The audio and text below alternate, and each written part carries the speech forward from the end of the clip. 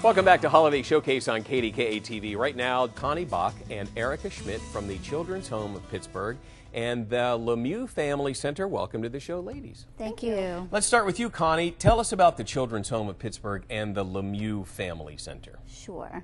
The Children's Home of Pittsburgh has a 120-year-old adoption history in Pittsburgh, and it actually started as an orphanage and has grown into a much bigger organization over the years.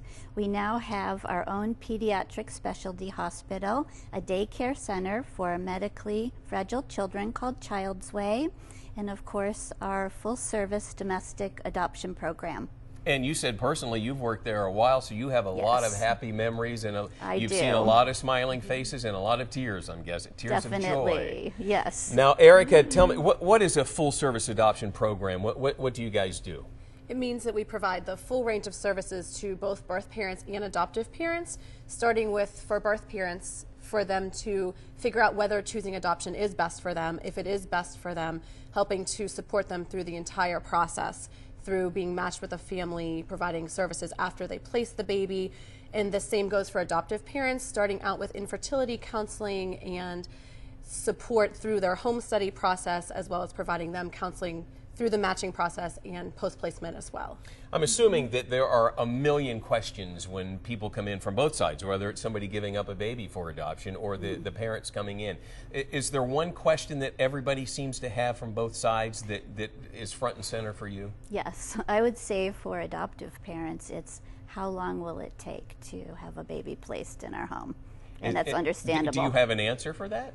It's really difficult because I don't like to give an average, because then people focus on that, and if it doesn't happen for them just like that, it gets difficult. So we usually say, well, it might be a few months or it could be up to 4 years. So there is no specific amount of time? No specific, because our birth parents are the ones who are choosing the families.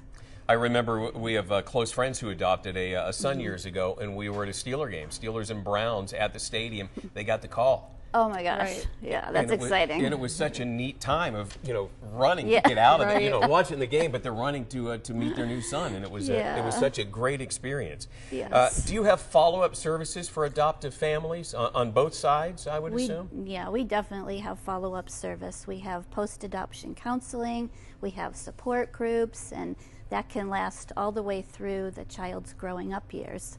We even have a research and reunion program that helps people that were adopted to reconnect with their birth parents. Is that something that is fairly common? Or is it up to each individual to want to know the past? It is up to each individual, and it doesn't happen as much today because we do more open adoptions, which Erika is going to talk about a little bit later. But we do have people who didn't grow up, like maybe adults today in their 30s, 40s, 50s, and up, who didn't grow up in an open adoption, and they do want to search for their birth parents. So open adoption is both the natural parents and the adoptive parents working together and getting to know each other.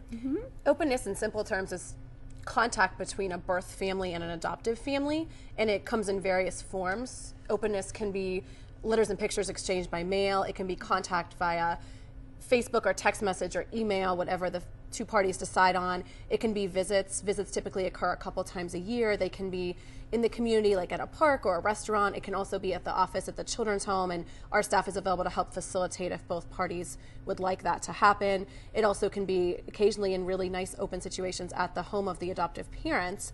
And not every birth parent chooses an open adoption. Some of them choose to keep it confidential and closed, and that's okay as well. You have to respect whatever choice they're making. But we do at the children's home, we make sure to do really good matching. So if a birth parent is requesting a specific amount of openness, so for instance, if they come in and they're requesting a couple visits a year, we want to make sure we find an adoptive family that's also comfortable with that. Exactly, so that everyone on both sides feels good with the contact. Let's start at the beginning then. If we know somebody who's pregnant and they're thinking about adoption, how do they start? Where do they go? How does all this work out? So the first thing they do is reach out to a birth parent counselor at the children's home. And during that first phone call, we'll talk to them about the initial information, giving them initial information about adoption and obtaining some information about their situation.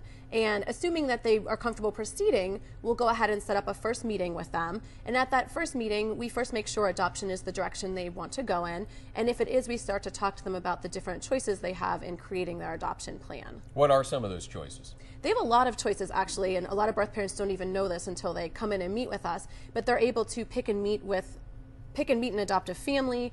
They're able to specify preferences in that family if they're not comfortable meeting. They're able to choose how they'd like their hospital experience to look. So, for instance, they can choose to spend a lot of time in the hospital with their baby, holding their baby, caring for their baby, or they can actually choose to not have that contact with the baby and possibly be moved to another floor to create some distance. They also can choose to have the adoptive family at the hospital, possibly even in the labor and delivery room, or else in a side room near the labor and delivery room so they can start to bond with the baby right away, or they may not have the adoptive parents there until it's time for the baby to go home. Whatever choice they make is an okay choice. It sounds like every adoption is going to be totally different than the one. It's just something. As we come up on the holidays, are babies placed and adopted during the holidays? Is this something? Yes, that can happen. If one is ready to be placed, then we'll sure make that happen.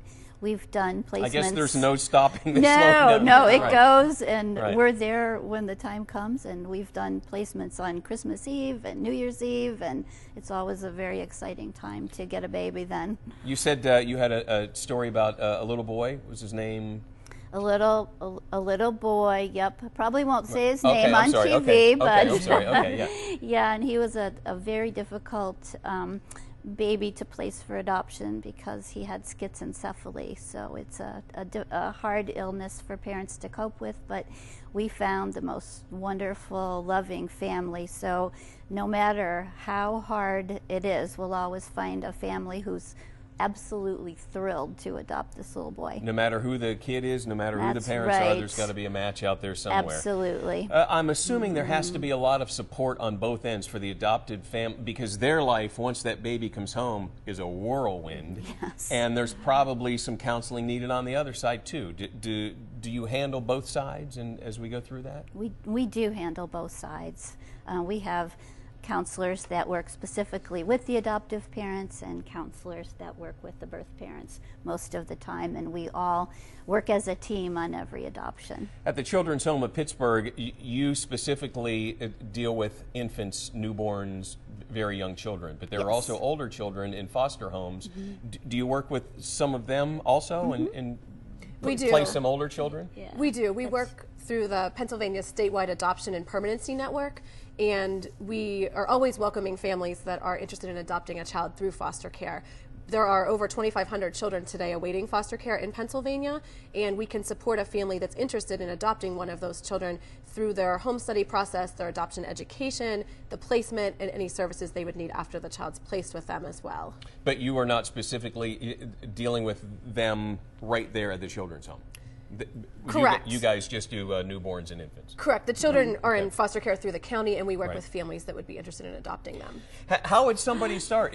We talked about maybe a mom putting a child up for adoption. What would if there's a person out there, a couple out there, a family who wants to adopt, where do they start? What do they do? Well, if they want to adopt an infant specifically, we bring families in once or twice a year and do orientation meetings and get them going with the whole process, and then we do their family studies, like Erika said too, provide their counseling and education, and then comes the waiting. Yeah, tons of questions. Yes. And then the phone calls of anything today. Right. So, all right. Thank you, ladies. If you'd like to know more about the Children's Home of Pittsburgh, you can call at 412-441-4884 or log on to children'shomepgh.org.